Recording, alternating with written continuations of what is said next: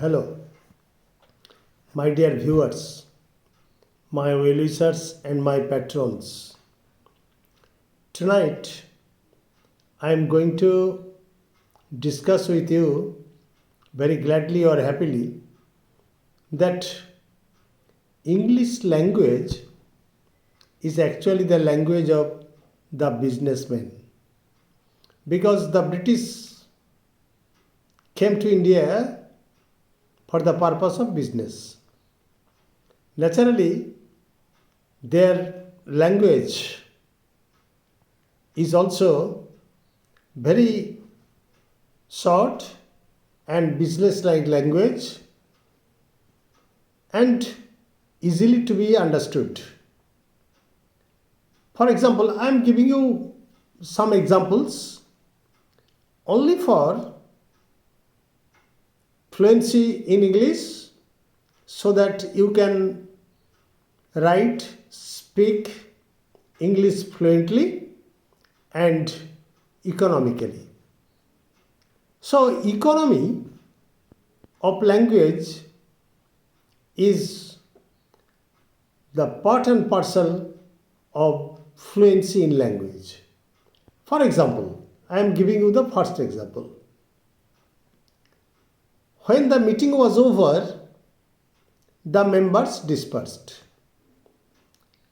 So, if you analyze the sentence, it stands thus: the members dispersed, principal clause. When the meeting was over, subordinate adverb clause of time, and modifying the adjective over. Clear? To be more short or to be shorter, if you transform it into a simple sentence, the meeting being over, the members dispersed. Clear? The meeting being over, the members dispersed, because it is a case of absolute phrase. And you know that when the subjects are different and the two incidents or the two events or the two acts or the two actions are happening simultaneously, one after another, you are at liberty to use absolute phrase. So, what is absolute phrase? Absolute phrase is a phrase that can be used independently in a simple sentence. So, the meeting being over, the members dispersed. But the pedantic writing supports it that it may be said in another way. For example, the meeting having been over, participle form, perfect participle form. The meeting having been over, passive voice, past participle form. The meeting having been over, the members dispersed. And to be easier or to be more easy, if you want to maintain the economy of language, the business like attitude in the language, you may write the meeting over, members dispersed. So you have liberty to omit both being or having been, or you are at liberty to not to use adverb clause of time, but the meaning will be the same. Also, this is called economy of language. Clear? This is my first example. Clear? Now my second example. My second example is that Morphological shortenings. Morphological shortenings means some of the words have been shortened for clear and unambiguous expressions. For example, bus. It is actually omnibus. That is the opposite word of minibus. So why should I use omnibus? You may say, or we frequently say, photograph. No, photo. Please bring me 2 copies of passport size photo. But we never say, please bring with you 2 copies of passport size photograph.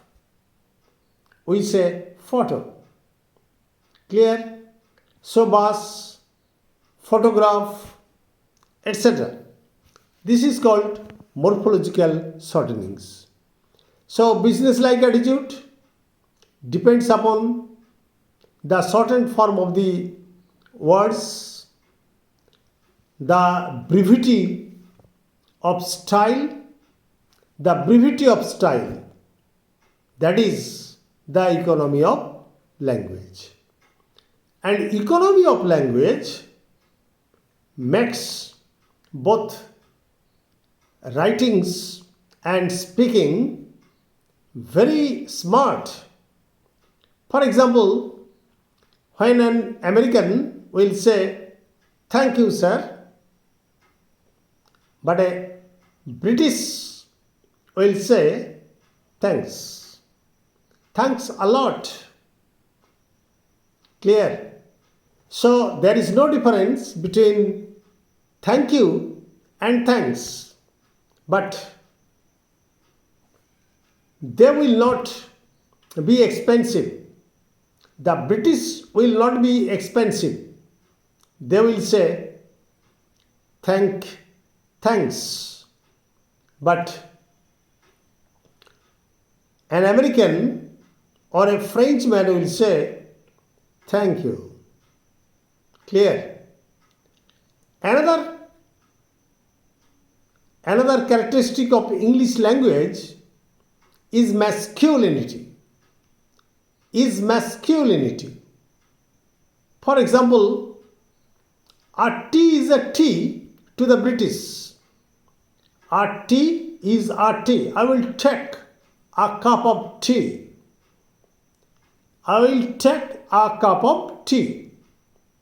But a Frenchman will say, I will take a cup of tea. So, the loss of feminine grace is more than compensated in virile strength. Clear? What am I saying? I am saying that the loss of feminine grace, as in French language, is more than compensated in virile strength in English language. So, I am telling you that English language has brevity of style, clear, masculinity, and many other advantages that have make English language very easy and easily to be accepted by all the people all over the world. Thanking all of you. Good night. Stay safe, stay mellow, and like, comment and share if this video comes to your benefit. Thanking all of you.